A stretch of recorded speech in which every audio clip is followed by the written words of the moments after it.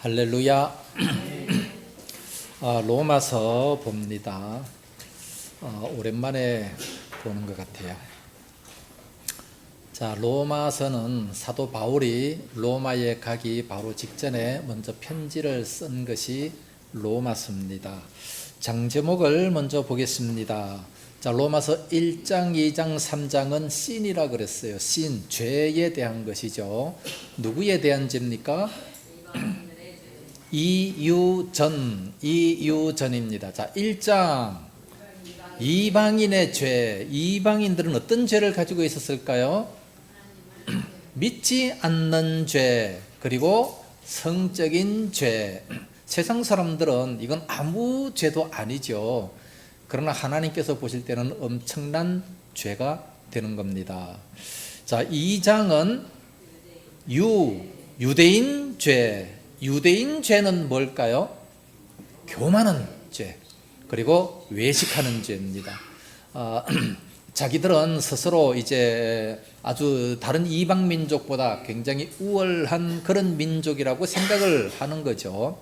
그러면서 이방인들을 정죄합니다. 오늘날 우리들도 그런 사람들이 많아요. 자기 자신은 굉장히 의롭다 생각하면서 다른 사람들을 자꾸만 정죄를 해요. 정죄하고 지적하고 잘못된 거 얘기하고 물론 잘못된 거 얘기해 줘야 되긴 되겠지만, 그런데 지적질하면서 자기 자신은 고치지 못하면서 그렇게 얘기하는 것을 유대인들의 죄다 그렇게 얘기합니다. 자, 3장은 전 인류 죄. 유대인이나 이방인이나 모두가 다 전 인류는 죄인이다. 그래서 의인은 없나니 하나도 없다라고 말씀합니다. 그래서 누가 필요하다? 예수 그리스도가 필요하다. 그래서 예수 그리스도를 적었습니다. 자, 4장은 칭의. 그래서 칭의가 필요합니다. 모든 사람들이 다 죄인이기 때문에 예수 믿고 의로워지는 것이 대단히 중요하다는 겁니다. 그러면서 아브라함을 예로 들어주는 것이 4장입니다. 아브라함이 하나님을 믿으니 의롭게 됐다는 것을 말씀합니다. 자, 5장은 칭의 결과. 칭의 결과가 어떻게 됐냐? 하나님과 화목하게 됐다. 우리가 예수님을 믿으면 하나님의 자녀가 되기 때문에 하나님과 화목하게 되는 그런 결과가 있게 됩니다. 자, 그 다음에 6, 7, 8장은 십자가가 비스듬하게 세워지게 되죠. 비스듬하게 점점 서가는 겁니다. 이건 성화를 말씀하고 있죠. 성화되어지는 겁니다. 우리가 예수 믿었다고 해서 바로, 물론 우리가 예수 믿으면 바로 하나님의 자녀가 되고 바로 의인이 됩니다. 그렇다고 인격이 그렇게 바로 변합니까? 안 변해요. 바로 변하는 것이 아니라 서서히 배워가면서 자라게 되는 거지요. 그래서 십자가를 삐딱하게 점점 세워지게 된다는 겁니다. 자, 6장은 성화 원리. 어떻게 우리가 성화될 수 있는가를 말씀합니다. 거기 보면 실천 강령입니다. 실천해라. 하나님 말씀을 들었으면 실천하려고 최대한 노력을 해야, 그래야 성화가 되는 것이지, 뭐 말씀은 말씀이고 나는 나니까 뭐 내 생각대로 살아간다 그러면 10년 믿어도 50년 믿어도 항상 그 자리에 있습니다. 자랄 수가 없어요. 안 자라요. 그래서 요즘에 교인들 보면 10년 교회 다녔다, 20년 교회 다녔다. 그러나 세상 사람들과 똑같아요. 하나도 다를 바 없어요. 그래서 세상에서 직장생활 하다 보면 저 사람이 과연 예수 믿는 사람인지 안 믿는 사람인지 전혀 모르는 것은 왜 그렇다? 실천하려고 노력을 전혀 안 하니까 그게 문제가 되는 거예요. 자, 예수 믿는다면 기본적으로 우리 하나님의 자녀가 되고 밥 먹을 때 기도해야 되고 원수까지 사랑해야 되고, 그러면은 이런 말씀을 들었으면 자, 직장 가서 한번 실천을 해보세요. 밥 먹을 때 혼자 경건하게 기도합니다. 사람들이 쳐다봐요. 야, 또 뭐하냐? 하나님 앞에 기도합니다. 다 예수 믿는 사람이기 때문에 기도합니다. 이렇게 좀 나타낼 수 없습니까? 예? 너 뭐하냐? 물어보면 그냥 창피해. 아니야, 그냥. 그러지 마시고 나타내세요. 아니, 하나님의 자녀 당당하지 않습니까? 그러면서 실천하려고 한번 노력해보고, 원수까지라도 좀 미워 죽겠는데 정말 그냥 발로 밟아버리고 막 죽이고 싶지만 그러나 원수까지 사랑하라 그랬기 때문에 참으면서 나 자신을 죽이고 내 생각을 죽이고 하나님 말씀이 자꾸 내 속에서 살아나게 만드는 이런 것을 노력을 해야 된다는 거예요. 노력을. 예? 아니 조 목사님 침노하라고 그러잖아요. 천국은 침노하는 자의 것이다. 예, 노력하라는 얘기예요. 노력을 해야 그래야 성장되는 것이지. 그런데 우리가 자 어제 예수 믿었어요. 어제 예수 믿었는데 오늘 그거를 바로 요구하면 안 됩니다. 자 어제 예수 믿는 하나도 믿음이 안 자랐어요. 그런데 막 바로 너는 하나님의 자녀이기 때문에 그런 거 하면 안 돼. 바로 그러면 이거 안 되잖아요. 자라야 돼요. 자라야. 어린 아이 보고 야 너 부모는 경찰이고 너 부모는 저렇게 훌쩍 뛰어넘는데 너 왜 못하냐? 그러면 안 됩니다. 자라나야 돼요. 막 열심히 밥 먹고 공부하고 노력하고 자라나서 훈련을 받아야 되는 것이지 그 사람의 자녀라고 해서 바로 그냥 똑같은 아버지와 똑같은 그런 모습이 안 된다는 겁니다. 그래서 우리가 예수를 믿어도 10년 20년 믿어도 똑같다 이런 사람들은 전혀 노력을 안 하는 사람, 침노하지 않는 사람, 그러면 안 됩니다. 그래서 성화 원리 어떻게 해야 우리가 성화될 수 있느냐? 실천 강령, 실천해야 돼요. 죄에 대해서는 죽었고 의에 대해서는 살아나는 이런 모습이 나에게 있어져야 된다는 것을 6장에서 말씀합니다. 그것을 세례로 말씀하고 있죠. 세례 받은 자는 죄에 대해서 죽은 자다. 의에 대해서 살은 자다. 그렇게 강력하게 말씀하고 있습니다. 자, 7장 율법 역할입니다. 자, 우리가 자라는데 믿음이 자라는데 율법이 어떤 역할을 하느냐? 대단히 소중한 역할을 하잖아요. 율법을 우리가 지키고 율법에 순종하는 이 대단히 중요합니다. 물론 율법을 지킴으로 말미암아 구원받는 것이 아니지만 그러나 우리는 하나님의 자녀가 됐기 때문에 그러므로 율법대로 살아야 돼요. 왜요? 우리는 하나님의 자녀고 천국의 시민권을 가진 자다. 빌립보서 3장 21절에 말씀하고 있습니다. 천국의 시민권을 가진 자는 천국 백성답게 천국의 법을 지키면서 살아가야 돼요. 그렇죠? 미국 사람들은 미국 법을 지키고 한국 사람들은 한국 법을 지켜야 돼요. 중국 사람은 중국 법을 지킵니다. 마찬가지로 하늘 백성의 시민이면 하늘의 법을 지키며 살아야지. 대한민국의 법은 간통이 죄가 아닙니다. 동성애 죄가 아닙니다. 그러나 성경은 돌로 쳐맞아 죽일 죄입니다. 우리는 어떤 법을 지키며 살아야 돼요? 대한민국 백성이니까 대한민국 그 법만 따르면 됩니까? 천국 백성이잖아요. 하나님의 법을 따라야지요. 안 그렇습니까? 비록 몸은 이 땅에 있지만 마음은 천국에 있어야 됩니다. 이번에 사도 바울의 무덤을 감옥을 한번 가봤어요. 빌립보 감옥 가봤어요. 난 막 굉장히 큰 줄 알았어. 로마에 아주 정말 굉장히 큰 지하 감옥 막 어두침침하고 막 그런 줄 알았는데 물론 그게 다 훼손이 됐죠. 훼손해서 사진을 찍어 오긴 했는데 뭐 큰 불판에 조그만 이런 동굴이더라고요. 동굴 속인데 그 사진을 찍어 왔습니다. 거기에서 참 이 사도 바울이 찬송을 했다. 물론 지하예요. 땅속으로 들어가는 지하입니다. 지하인데 밤에는 춥겠죠. 거기에서 어떻게 찬송이 흘러나왔을까? 아무런 죄도 없이 그 지하 속에 감옥 속에 들어가서 바깥에서는 이제 군인들이 다 지키고 있어요. 뭐 조그만 잘못된 행동을 한다든지 뭐 그 탈출한다든지 그러면 죽임을 당할 수 있습니다. 그런데 그런 속에서 복음을 전했다고 감옥 속에 들어갔어요. 죽기를 기다리고 있는 겁니다. 거기서 어떻게 찬송이 흘러나올 수 있겠습니까? 사도행전 16장에 밤중쯤 됐을 때에 그때 고통이 심하죠. 채찍에 맞았기 때문에 막 고통이 심하게 밤중에 막 올라올 때에 막 괴로워가지고 신음하면서 정말 나를 이렇게 만든 저놈들 죽어야 된다고 막 이를 벅벅 갈면서 그러면서 막 성질을 내야 마땅한 그런 것인데 나도 그걸 바라보면서 좀 막 상당히 화가 났어요. 왜 화가 났느냐? 날씨는 40도가 가까운데 그 불판에 데리고 다니면서 막 짜증이 나가지고 혼났어요. 너무 더워서. 그런데 그때 사도 바울을 생각할 때에 참 거기서 그 밤중에 찬송을 했다. 왜 찬송했습니까? 도대체 어떤 마음을 먹고? 예? 찬송한 이유. 우리가 찬송은 언제 합니까?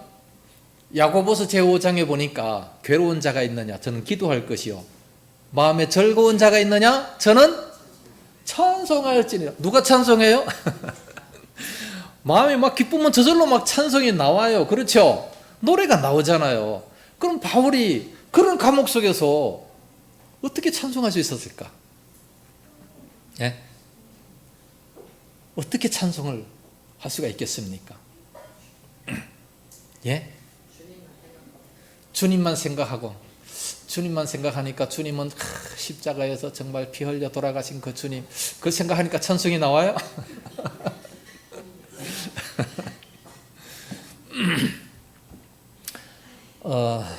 성경에 대해서 책을 기록한 것들이 많습니다. 참 좋은 목사님들이 책을 이렇게 많이 기록했는데, 거기 어떤 책에 보니까 그런 기록이 있더라고요. 바울이 그 감옥 속에 있지만, 그러나 몸은 감옥에 있고 그 마음은 어디에 있었다?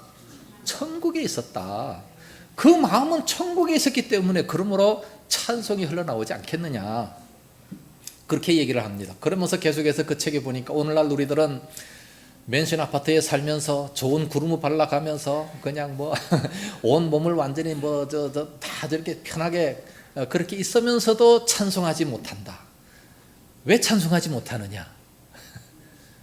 왜 못해요? 그 마음이 마음이 천국에 없기 때문에 그래요. 예. 마음이 천국에 있어야 돼요. 마음이 주님과 함께 있어야 됩니다. 제가 데이트할 때, 연애할 때 이제 만나러 갑니다. 주로 새벽기도 마치고 이제 주로 데이트를 했는데, 시간이 없으니까 낮에는 직장 가야죠. 새벽기도를 마치고 잠깐 1시간 정도 데이트하는 그게 굉장히 중요해요. 그래서 아침에 새벽에 일어납니다. 막 피곤해 죽겠지만 그런 아침에 막 일어나요. 좀 시간이 늦었어요. 막 뛰어갑니다. 뛰어갈 때 그 마음이 어떠했겠어요? 하나님을 만나서 기쁜 게 아니라 사랑하는 사람을 만나러 가는 그 마음의 기쁨이 넘치는 거예요. 그래서 조금 늦었어요. 막 비탈길에서 뛰어가다가 한번 되게 혼나게 한번 넘어졌습니다. 그 흉터가 지금까지 무릎에 있어요. 영광의 흉터입니다. 청바지를 입었는데 청바지가 완전히 다 찢어질 정도로 엄청나게 피를 많이 흘린 기억이 납니다. 그러면서도 막 기쁘게 뛰어갔어요. 사랑하는 사람을 만난다는 것 때문에. 우리가 주님을 이렇게 사랑해야 될 거 아니겠습니까? 교회 나올 때 이렇게 해야 될 거 아니겠습니까? 그래서 탈무드에 보면 교회 갈 때는 뛰어가고 집에 올 때는 걸어가라, 그런 말이 있지 않습니까? 교회 갈 때는 뛰어가야 돼요. 왜? 그렇게 안 하면 하나님이 오해하실까봐. 이게 탈무드에 있어요. 탈무드에 하나님이 오해하실까봐. 오해할 수 있어요. 교회 올 때 기쁨과 즐거움으로 뛰어와야 됩니다. 돌아갈 때는 뭐 천천히 가든 뭐 마음대로 하시고. 예, 하나님을 만날 때 기쁜 마음. 우리 마음이 어디 있느냐? 비록 육체는 감옥 속에 있다 할지라도 그 마음은 항상 하나님 앞에 있어야 되는 겁니다. 그래서 우리 예수 믿는 사람들은 이 땅에 살아가지만 그 마음이 천국에 있기 때문에, 그래서 항상 기뻐하라. 예, 어디 갔지? 적어놨는데 없어졌네. 항상 기뻐하라. 이 우리 예수 믿는 사람들은 항상 기뻐해야 돼요. 그래서 저 얼굴만 척 봐도 저 사람 예수 믿는 사람이다. 저 사람 도대체 뭐가 저렇게, 뭐 때문에 저렇게 기뻐하나. 제가 옛날에 월세 살 때 주인집 아줌마 총각, 뭐 그렇게 뭐가 좋아서 그렇게 맨날 싱글벙글 하나, 그런 소리를 들은 적이 있습니다. 항상 그 얼굴을 보면 스마일이 돼야 되고 기뻐하고 즐겁게 사는 모습, 이게 예수 믿는 사람입니다.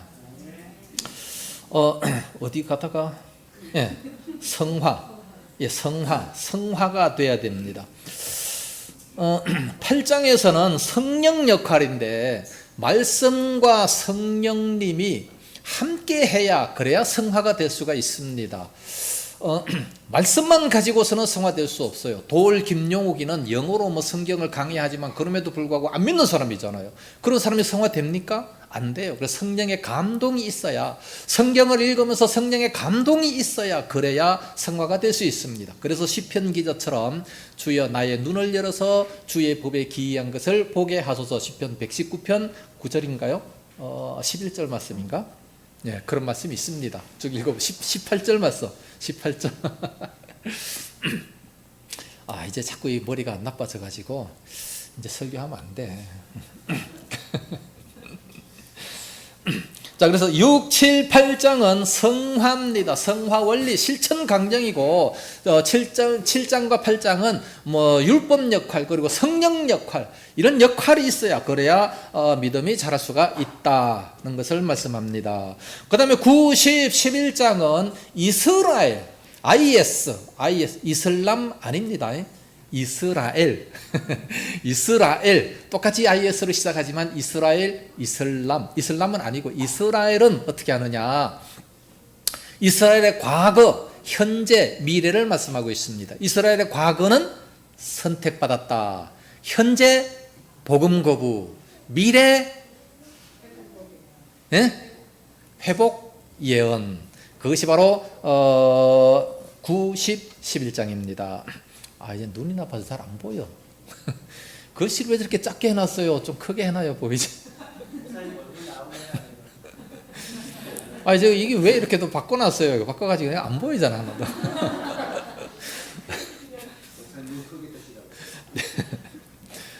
눈을 좀 크게 떼야 돼. 자, 이스라엘까지 이렇게 해놓고 그 다음에 12장부터는 암기키가 있습니다. 주보에 보면 암기키 문장 해놨죠. 그 암기키가 뭐냐? 하교사가 학생들에게 구기종 짜니 비덕을 더 넣어라. 하교사, 구기종, 비덕. 그런 것을 다 외웠습니다. 자, 12장에서는 성도 의무 완 하교사. 하교사는 하나님, 교회, 사회. 하나님에 대해서는 이제 영적인 예배를 드려라. 그리고 교회에 대해서는 서로 뭡니까? 하나가 돼서 사랑하라는 것이고, 사회에서도 그렇죠. 13장의 성도 의무, 국이종, 국가, 이웃, 종말. 성도 의무 3, 14장 비덕을 더 넣어라. 비판하지 말고 덕 있는 삶을 살아라. 15장은 이방인 사도직, 16장 문안인사. 그렇게 해서 한마디로 간단하게 로마서를 볼 수가 있습니다. 자, 로마서 1장을 펴겠습니다. 1장은 이방인들의 죄입니다. 자, 로마서는 어떤 책이냐? 13절 말씀 보면, 형제들아 내가 여러 번 너희에게 가고자 한 것을 너희가 모르기를 원치 아니하노니 그랬습니다.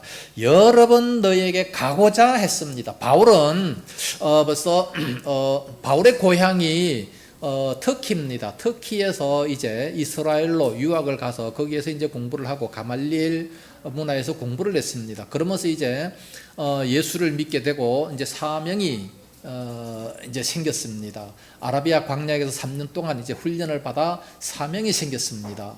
그리고 난 이후에 이제 이방인들에게 복음을 전거하기를 원했습니다. 이방인들에게 복음을 전거하기 위해서 로마로 가기를 특별히 원합니다. 자, 로마에 간다는 것, 이 자체가 얼마나 힘든 것인지. 그 당시 로마는요 정말 쾌락의 도시였고 완전 우상의 운상지 아니었습니까? 그렇게 선진국이 되고 잘 사는 그런 사람들이 예수를 잘 믿을까요? 사람이요 힘들수록 뭔가 좀 의지하려고 하죠. 그래서 우리가 7, 80년대 너무 힘들 때 우리 대한민국이 정말 기도를 많이 했어요. 성곽산에서도 뭐 밤마다 가서 기도했고, 그러다 보니까 7, 80년도에 이 대한민국이 경제적으로도 엄청나게 부를 창출하게 됐습니다. 그런데 이제 기독교가 들어온 지 100년이 되면 반드시 선진국이 되고, 선진국이 되면 믿음이 떨어지는 그런 모습을 보게 됩니다. 84년도에 기독교가 들어왔는데 이제 100년이 지나고 나니까 선진국이 돼요. 선진국이 되고 나니까 이제 편하잖아요. 편하니까 이제 멀리하는 이런 모습들을 참 보게 됩니다. 하나님께서 복을 주시면 우리가 정말 열심히 믿어야 되는데, 근데 로마에서도 그 당시에 너무 잘 사는 그런 모습이고, 전 세계를 다 제패하고 전 세계에서 곡물이라든지 보물이라든지 이런 게 다 로마로 모이는 거예요. 그러니까 로마가 얼마나 잘 사는지 그 당시에 참 이 모자이크를 기가 막히게 해놓고 이 흔적이 다 있어요. 아니 2300년 전에 수도관 파이프를 어떻게 그 산에다가 그 산 밑에 해놨겠습니까? 그 당시에, 아니 어떻게 그 당시에 수도관 파이프를 해놓고 참 그 목욕탕을 해놔가지고 그렇게 멋지게 참 만들어 놓은 이런 것이 지금 다 그대로 유적으로 다 남아 있어요. 참 그런 것을 바라보면서 저렇게 과거에도 잘 살았구나. 그러니까 대한민국과 지금 이렇게 똑같이 발달됐는데 인터넷만 없는 오늘날과 똑같은 그런 시대다, 그렇게 얘기를 하는 것을 보니, 정말 그 당시에도 문명이 발달됐구나. 그 당시에 참 인간들도 머리가 굉장히 좋구나. 그럼 생각해보면, 아니 기중기도 없고 크레인도 없는데 어떻게 그 큰 돌멩이를 저렇게 높이 쌓았나. 이 불가사의 아닙니까? 불가사의. 몰라요, 어떻게 했는지. 이해가 안 갑니다. 근데 그런 걸 다 지어놨어요. 그렇게 살고 있어요. 물론 오늘날처럼 123층 이런 것은 없지만, 그렇게 높은 건 없지만, 그러면 돌로다가 그 큰 돌을요 그렇게 높이 쌓아가지고 어떻게 쌓는지 모르겠어요. 참 신기하지 않습니까? 그때의 문명이나 지금이나 똑같다는 얘기예요. 너무나 참 멋진 이런 모자이크 해놓고 그렇게 편하게 살았다는 얘기죠. 그러나 힘든 사람은 정말 죽 하나 먹을 것도 없이 살아가는, 노예 생활을 하면서 힘들게 살아가는 그런 모습들이죠. 그래서 노예 한 사람의 값어치가 한 달 월급 정도로 노예를 산다고 해요. 그 정도로 아주 싼 값에 사람을 살 수 있는 그런 모습 아니겠습니까? 근데 바울이 그런 곳에 지금 가고자 원합니다. 근데 사도행전 20장 보니까 24절에 나의 달려갈 길을 마치고 은혜의 복음 증거하는 일을 마치려 하면은 나의 생명을 조금 더 귀한 것으로 여기지 아니하노라, 그런 믿음을 가지고 가려고 하는 겁니다. 사도행전 21장에 보면 아가보라고 하는 선지자가 나옵니다. 이 선지자가 성령으로 예언을 합니다. 성령으로 예언을 하는데, 이 아가보는요 정말로 이 예언한 것이 틀린 적이 없어요. 흉년이 들리라 그 예언을 했더니 그게 그대로 다 맞았다고 성경에 기록되어 있잖아요. 그런데 띠 하나를 가지고 와서 이 띠 임자가 예루살렘에 올라가면 이렇게 결박된다라는 것을 성령으로 예언했어요. 그러니까 바울이 예루살렘에 가면 결박돼서 체포된다라는 것을 예언했고, 그걸 확실히 알았어요. 그럼에도 불구하고 너희가 어찌 울어서 내 마음을 슬프게 하느냐, 나는 이 복음을 위해서 죽는 것도 각오했다. 사도행전 21장 13절에 말씀하고 있습니다. 죽는 것도 각오했다. 은혜의 복음을 증거하는 이 일을 마치려 하면 나의 생명을 조금도 귀한 것으로 여기지 아니하노라. 20장 24절 말씀이. 우리들에게 왜 이런 믿음이 없을까? 예? 이거보다 더 가치 있는 것이 뭐가 있을까? 정말로 이 생명보다 더 가치 있는 것이 뭐가 있겠는가? 우리들에게도 이런 사명을 가지고 복음 전하기를 힘쓸 수 있는 그런 믿음이 돼야 될 거 아니겠습니까? 그래서 이 로마에 있는 너희에게도 여러 번 가고자 원했다. 가면은 붙잡혀요. 가면은 붙잡히고 또 이렇게 이제 순교를 당합니다. 그럼에도 불구하고 가고자 원했다. 참 이 사도 바울은 도대체 어떤 사람인데 그런 믿음을 가지고 있었겠습니까? 그래서 결국은 로마에 갔잖아요. 가는 것도 이제 자기 차비 들어서 가는 게 아니라 죄수로 갔어요. 죄수로 가는 게 이것도 얼마나 은혜입니까? 뱃삭도 하나도 안 들이고 거기에서 정말 떵떵거리면서 죄수로 갔지만 호령하면서 갑니다. 너희들 한 사람도 생명에는 지장이 없다. 자, 빨리 먹으라. 하나님 앞에 기도하면 다 같이 기도하고 286명이 다 같이 기도하고 바울의 그 명령에 다 이렇게 순종하면서 따라 들어가는 참 그런 모습을 보지 않습니까? 그래서 로마에 들어가서 참 순교하는 그 장면을 봐도 참 지난주에 주보에 내놨잖아요. 지난주에 주보에 참 이렇게 내놨는데 베드로는 이방 사람, 그러니까 이스라엘 사람이기 때문에, 그래서 로마 사람이 아니기 때문에 십자가에 이렇게 처형을 당했습니다. 그러나 바울은 로마 시민권이 있기 때문에 십자가는 너무 극형이라서 시민권을 가진 사람은 그 십자가를 지우지 않습니다. 그래서 바로 그냥 처형을 하게 되죠. 이게 이런 이만한 대리석에다가 목을 거기다가 이제 딱 놓고 칼로 이렇게 잘라서 처형을 합니다. 그래서 그 목이 땅 3번 떨어졌다고 합니다. 그 흔적들이 다 있어요. 그렇게 죽을 것을 뻔히 알면서도 갔다. 우리 같으면 가겠습니까? 지금 북한에서 공산당이 천대로 와가지고 제일 첫 번째로 죽을 사람이 목사요. 두 번째 예수 믿는 사람 기독교인들인데 피난을 가야 되겠습니까? 말아야 되겠습니까? 물론 다 간다면 가야지요. 그러나 믿는 사람들이 정말로 거기에 있고 그렇다면 나도 고민이 많습니다. 어떻게 해야 될지 모르겠어요. 피난 가면 살 것이고 안 가면 죽을 것이다. 그랬을 때 어떻게 해야 되느냐. 예, 더 기도해 봐야 되겠습니다. 왜 그런 마음을 가졌느냐. 14절에 헬라인이나 야만이나 지혜 있는 자나 어리석은 자에게 다 내가 빚진 자다. 빚진 마음을 가지게 됐기 때문에 그렇습니다. 그래서 나는 할 수 있는 대로 로마에 있는 너에게도 복음 전하기를 원하노라. 이 복음이 도대체 뭔데? 16절 내가 복음을 부끄러워하지 아니하노니 이 복음은 모든 믿는 자에게 구원을 주시는 하나님의 능력이 됨이라. 구원을 주시는 능력이 되기 때문에 부끄러워하지 아니한다. 그러면서 이 복음에는 하나님의 의가 나타나서 믿음으로 믿음에 이르게 하나니 기록된 바 오직 의인은 믿음으로 말미암아 살리라 함과 같으니라. 이 별표시 했죠? 네. 예. 자, 오직 의인은 믿음으로 말미암아 살리라. 노란 줄 쳤습니까? 네. 자, 이 뜻이 뭡니까? 이 뜻이 뭐예요? 의인은 믿음으로 말미암아 살리라. 이것은 하박국서 2장 4절 말씀을 그대로 인용을 한 겁니다. 하박국서 2장 4절. 하박국이 어디에 있느냐? 구약에 있습니다.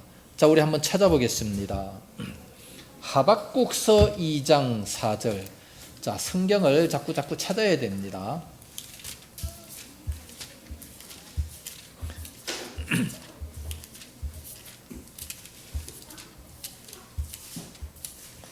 자, 하박국 구약성경 1303페이지 2장 4절 말씀은 보라 그의 마음은 교만하며 그의 속에서 정직하지 못하나 의인은 그의 믿음으로 말미암아 살리라. 여기 보면 의인은 그의 믿음으로 말미암아 산다 그랬습니다. 자, 그럼 하박국은 도대체 무슨 내용이냐? 이 하박국은요, 이 하박국하고 예레미야하고 동시대의 선지자입니다. 예레미야는 어떤 선지자였습니까? 이스라엘이 이제 바벨론 나라에 70년 동안 포로되기 바로 직전에 그때 활동했던 선지자, 예레미야 선지자. 그래서 눈물의 선지자입니다. 이 나라가 망한다. 이걸 외치니까 얼마나 참 답답하겠습니까? 하박국도 동시대 사람이었습니다. 그래서 이 나라가 이제 곧 망한다라는 것을 하나님의 음성을 들었어요. 그 나라가 망한다라는 소리를 들으니까 얼마나 하나님 앞에 간절한 기도가 되겠습니까? 하나님, 우리를 살려주세요. 이 민족을 살려달라고 막 간절한 마음으로 기도를 했어요. 그럼에도 불구하고 하나님이 듣지 아니하셨어요. 자, 하박국서 1장 2절 말씀. 여호와여, 내가 부르짖어도 주께서 듣지 아니하시니 어느 때까지니까? 하박국도 부르짖고 예레미야도 부르짖고 진실한 성도들이 간절히 하나님께 부르짖어도 듣지 않았어요. 그 당시 사회는 어땠느냐? 4절. 이러므로 율법이 해이하고 정의가 전혀 시행되지 못하오니 악인이 의인을 에워쌌다. 정의가 굳게 행해지민이다. 의인들은 잘 살아야 될 거 아니겠습니까? 악한 사람들은 못 살아야 되는 거 아니에요? 그래서 하나님 앞에 기도하는데 하나님이 안 들으셔요. 하나님이 안 듣고 율법이 해이해져요. 정의가 전혀 시행되지 못하고 있다. 이런 시대입니다. 그때 6절 보니까 보라 내가 싸납고 성급한 백성 곧 땅이 넓은 곳으로 다니며 자기 소유가 아닌 거처들을 점령하는 갈대아 사람을 일으켰나니. 하나님께서 갈대아 사람을 일으켰어요. 갈대아 사람을 일으켜가지고 이스라엘을 쳐들어옵니다. 쳐들어와서 막 이렇게 이스라엘 백성들을 다 이렇게 예레미야에 가서 보면 정말로 비참합니다. 처녀들이 다 욕보임을 당하고 아이 뵌 부녀가 배갈림을 당하고 그 아이들을 막 이 내동댕이 바위에 내동댕이 침을 당하게 되는 정말로 너무나도 슬프고 너무나도 아픈, 아니 하나님 믿는 백성이 왜 그런 어려움을 당해야 됩니까? 예? 더군다나 믿지 않는 이 갈대아 백성들이 쳐들어와 가지고 참 이런 어려움을 당해요. 그래서 지금 예레미야 이 하박국이 막 부르짖고 아무리 기도해도 주께서 듣지 아니하시나이다. 예? 얼마나 참 힘들겠습니까? 갈대아 사람을 일으켰다. 그래서 1장 13절 말씀에도 보면 주께서는 눈이 정결하심으로 악을 참아 보지 못하시며 패역을 참아 보지 못하거늘 어찌하여 거짓된 자들을 방관하시며, 내버려 두는 것 같아요. 의인이 자기보다 의로운 사람을 삼키는데도 잠잠하시나이까. 악인이 자기보다 의로운 사람을 삼키는데도 잠잠하시나이까. 네? 만약에 지금 북한 공산당들이 쳐들어와 가지고 우리 막 교회들을 다 회파하고 불사르고 뭐 믿는 사람들을 다 죽이고, 그때 우리들이 막 간절히 하나님 앞에 기도합니다. 근데 하나님 안 들으셔요. 하나님 안 들으시고, 그리고 막 계속 그래 할 때 우리는 뭐라고 해야 되겠습니까? 왜 하나님 잠잠하십니까? 왜 이 기도 안 듣습니까?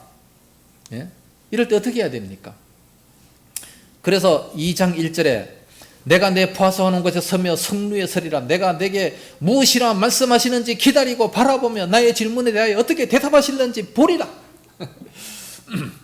하나님께서도 과연 살아계신다면 나에게 어떻게 대답하실는지 내가 한번 기다려 보겠다. 지금 하박국이요 굉장히 담대하게 나갑니다. 하나님 이럴 수 있습니까? 예? 아니 악인들이 저렇게 막 날개를 치고 의인들을 이렇게 막 삼키는데 어떻게 율법이 다 없어지고 이 말씀대로 안 되는 거 아니겠습니까? 네? 내가 그러면서 하나님 앞에 내가 이렇게 기도하니 하나님께서 과연 어떻게 대답하시는지 내가 지금 기다리면 내가 보리라. 하나님 뭐라고 대답하시겠어요? 네? 참 답답하시죠. 그래서 2절에 여호와께서 내게 대답하여 이러시되 말씀하고 있습니다. 너는 이 묵시를 기록하여 판에 명백히 새기되 달려가면서도 읽을 수 있게 하라. 이 묵시는 정한 때가 있나니 그 종말이 속히 이르겠고 결코 거짓되지 아니하리라. 비록 더딜지라도 기다리라. 지체되지 않고 반드시 응하리라. 반드시 이루어진다. 악인들을 지금 들어서 하나님이 쓰시는 거예요. 그걸 지금 하박국은 모르는 겁니다. 왜 그렇게 쓰시냐? 이스라엘 백성들이 너무 악하니까. 아니 하나님 백성인데 왜 저렇게 악해요?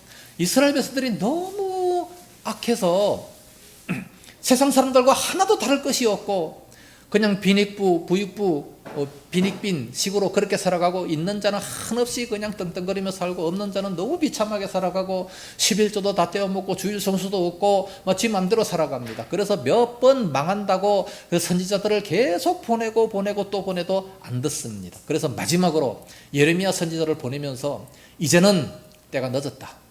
이제는 아무리 기도해도 안 듣는다. 이방인이 쳐들어올 것이다. 갈대아가 쳐들어올 것이다. 자, 갈대아가 쳐들어올 때, 이 바벨론이 쳐들어올 때 어떻게 해야 되느냐? 무조건 순종하고 붙잡혀 가라. 이게 바로 사는 거다. 그렇게 말씀하셨어요. 그런데 모든 거짓 선지자들은 뭐라고 예언합니까? 아닙니다. 절대로 이방인들이 여기 쳐들어오지 못합니다. 여기가 어떤 곳입니까? 여기는 하나님의 성전이요. 네? 하나님의 성전에 죄가 조금이라도 있는 사람들이 들어가면 적사하는 장소 아니요. 여기 어떻게 감히 이방인들이 쳐들어옵니까? 걱정하지 마세요. 하나님이 다 지켜주십니다. 이게 바로 거짓 선지자였어요. 그런데 사람들은 누구 목소리를 듣기를 원합니까? 자기한테 좋은 거를 듣기를 원해요. 너 잡혀간다, 붙잡힌다, 죽는다 이런 소리 하면 다 싫어하고, 예? 그리고 좋은 소리만 하면 무조건 좋아하는 겁니다. 아담과 하와가 왜 사단을 따라갔습니까? 좋은 소리 하니까. 그거 먹으면 죽어? 먹지 마? 싫은 거예요. 먹지 마. 싫다 이거예요. 그거 먹으면 네 눈이 밝아가지고 하나님처럼 되는 거야. 먹어. 얼마나 좋은 소리예요. 누굴 따라가겠습니까? 아무 경험도 없어요. 아담과 하와는 경험도 없고 성경도 없고 부모도 없고 가르쳐주는 사람 아무도 없어요. 그럼 뭘 따라가겠어요? 자기한테 유익한 거를 따라가게 돼 있어요. 그래서 사단을 따라간 거잖아요. 우리는 지금 말씀도 있고 목사도 있고 부모도 있고 교회도 있고 뭐 성경도 있고 얼마나 많이 있습니까? 얼마나 많은 곳에서 우리를 이렇게 교훈하고 말씀해 주십니까? 그럼에도 불구하고 우리가 못 따라갔다. 엄청난 책망이 있을 줄 알아야 돼요. 네? 맞을 짓을 그 죄인 줄 알면서도 맞을 짓을 한 사람은 더 큰 심판을 받는다 말씀하셨잖아요, 예수님이. 예. 조심해야 돼요. 그 종말이 속히 이르고 결코 거짓되지 아니하고 반드시 응하리라. 이것을 크게 달려가면서도 읽을 수 있도록 성경을 기록해라. 4절에 보라 그의 마음은 교만하고 그 속에서 정직하지 못하나니. 예. 교만하고 정직하지 못하다. 그러면 살벌하다. 그렇지만 의인은 그의 믿음으로 말미암아 살리라. 무슨 말입니까? 무슨 말이에요? 그런 속에서도 네? 정말 하나님이 응답치 아니하시고 정말 괴로움 속에 있고 내가 이런 어려움을 당하지만 그 갈대아 사람 바벨론 사람들에게 붙잡혀가는 포로로 붙잡혀가는 그런 속에서도 의인은 어떤 사람이에요? 믿음으로 사는 사람, 믿음으로 사는 사람. 그게 바로 의인이에요. 그런 어려움을 당한다 할지라도 믿음으로 사는 사람, 그게 의인이다 그 말이에요. 의인은 세상 따라가는 사람이 아니고 세상이 그러니까 거기에 쫓아가는 사람이 아니라 의인은 아무리 그렇다 할지라도 믿음으로 살아간다는 겁니다. 자, 세상이 어떻습니까? 5절 말씀. 그는 술을 즐기며 거짓되며 교만하며 가만히 있지 아니하고 서울처럼 자기의 욕심을 넓히며 또 그는 사망같이 족한 줄을 모르고 자기에게로 여러 나라를 모으며 여러 백성을 모으나니. 세상은 그렇습니다. 술을 즐기고 거짓되고 교만하고 욕심대로 살아갑니다. 그럼에도 불구하고 의인은 믿음으로 산단 말이에요. 의인은. 예?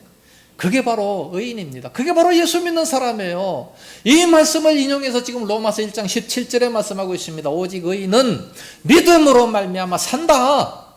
그런데 이 말을 가지고 왜 엉뚱하게 해석합니까? 예? 믿음으로 구원받는다고, 믿음으로 의인이 된다고 거꾸로 해석을 해요.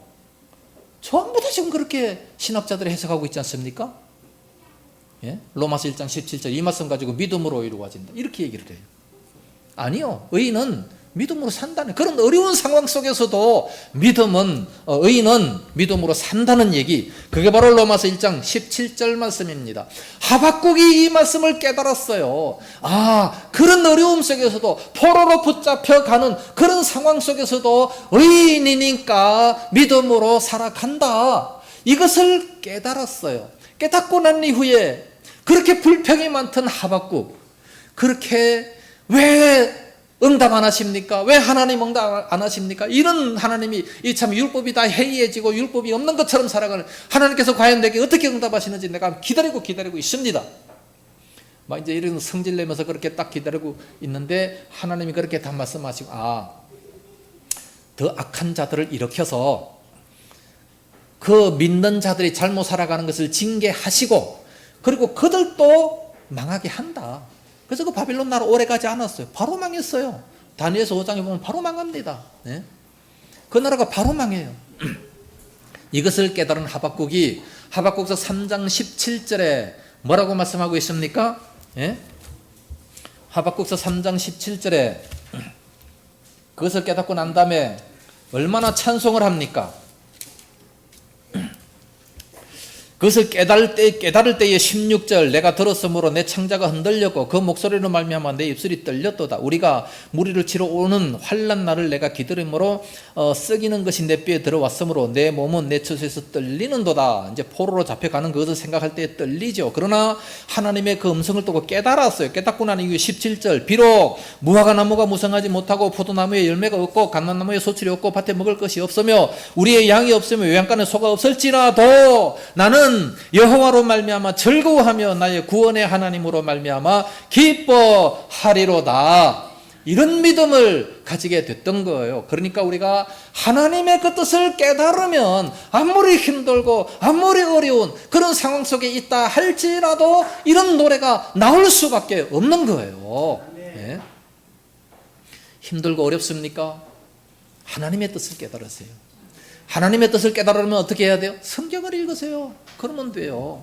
지혜가 없습니까?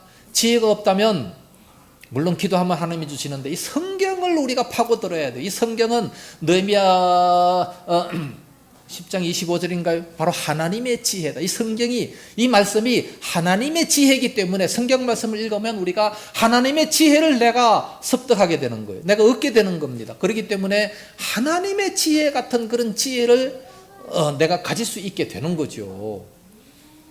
세상에서는 좀 어리숙하고 세상에서는 좀 모자란다 할지라도 성경 말씀을 묵상하고 읽으면 하나님의 지혜를 내가 받을 수 있는 겁니다. 그래서 얼마든지 똑똑하고 얼마든지 능력 있게 살아가고 얼마든지 자존감 있게 살아갈 수가 있는 거예요. 세상 사람들 앞에 아무리 무시를 당한다 할지라도 자존감이 있잖아요. 나 하나님의 자녀, 하나님의 말씀이 나에게 있어요. 하나님이 나와 함께하는 사람이에요. 그러니 얼마든지 당당하게 살아갈 수 있다는 말씀입니다. 이게 하박국이었어요. 이제 곧 망하고 이제 포로로 잡혀간다는 이런 사실을 들어서 창자가 떨리고 정말 두렵고 참 그렇지만 그럼에도 불구하고 이렇게 기뻐하고 이렇게 즐거워. 재물이 하나도 없어요. 무화과 나무에 열매도 하나도 없어요. 통장에 돈이 하나도 없어요. 그럼에도 불구하고 내가 이렇게 기뻐하고 즐거워한다 말씀합니다. 이런 기쁨이 사도 바울에게도 있었고 하박국에게도 있었고 우리 모든 그리스도인들, 초대교회 그리스도인들에게 다 있었다는 겁니다. 그렇기 때문에 그런 카타콤 속에서도, 동굴 속에서도 일평생 살아가면서도 이런 기쁨을 가지고 살아가잖아요. 이게 초대교회 그 다 증거가 나타나 있잖아요. 역사에 다 그렇게 살아갔어요. 그런 유물들이 지금 다 나타나고 있지 않습니까?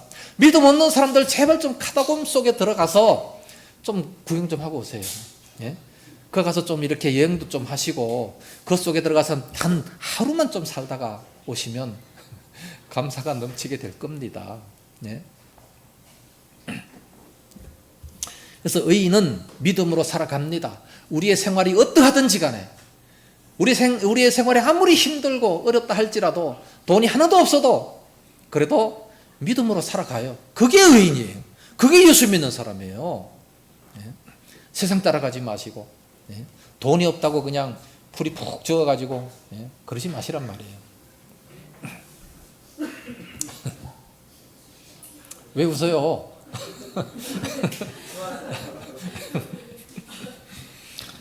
지금 1장에 이게 본론도 못해서 이제 18절 말씀부터는 이제 이방인들의 죄가 나옵니다.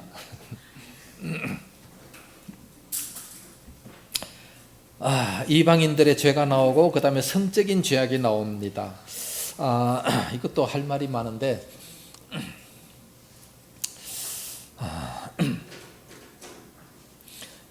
로마서 1장 17절 말씀이 이 로마서의 주제가 됩니다. 믿음으로 의로워진다는 사실 그런 말인데 의인은 믿음으로 살아간다는 말이죠. 그러니까 이 성경을요 우리는 바로 해석을 해야 돼요. 잘 해석해야 되는데 성경 말씀대로 해석해야 돼요. 신학을 배웠다 그래서 신학적으로 해석하지 말고 성경은 문장대로 해석하세요. 문장대로가 뭡니까? 성경이 말씀하는 그대로 해석하는 겁니다. 요한계시록을 해석하는 것도 마찬가지예요. 요한계시록 해석하는 것도 있는 그 순서대로 차례대로 그렇게 해석합니다. 요한계시록 1장에 보면 요한이 이제 하나님을 봤어요. 하나님을 보고서 그 음성을 들었습니다. 그것을 기록한 것이 바로 요한계시록이에요. 그 기록한 것이 뭐냐? 2장 3장입니다. 2장 3장은 7교회가 나오잖아요. 7교회는 현재 있는 모든 교회입니다. 그리고 4장 1절 그것을 본 이후에 어떻게 될 것인가? 그래서 교회 시대 이후에가 바로 이제 4장부터 되어지는 그런 사건이고 쭉 가다가 20장에 천년왕국이 나오고 21장에 이제 천국이 나오는 겁니다. 그 순서대로 차례대로 그냥 문장대로 성경대로 그렇게 보는 게 이게 해석 방법이지 무슨 무천년설이 어떻고 전천년설 천년 후 무슨 설 그런 설 따라가지 마세요. 설 따라가다가 보면 다 망해버려요. 그래서 이 본문에서도 오직 의인은 어떤 사람이냐? 믿음으로 살아간다. 믿음으로 말미암아 사는 자. 거기 의인이라고 성경에 기록되어 있는데 왜 이 말씀을 가지고 믿으면 의인이 된다 그런 얘기를 합니까? 물론 믿으면 의인이 돼요. 그렇지만 그 해석이 아니잖아요. 그 말이 아니잖아요. 안 그래요? 자, 18절 말씀부터는 이제 이방인들의 죄, 하나님을 안 믿는 죄고, 26절에서는 이제 성적인 죄악입니다. 다음 주에 하겠습니다. 질문 있으면 하세요. 질문. 자, 다음 주에도 제가 합니다. 계속해서 다 나오시기를 바랍니다. 자, 없으면 기도하겠습니다. 거룩하신 우리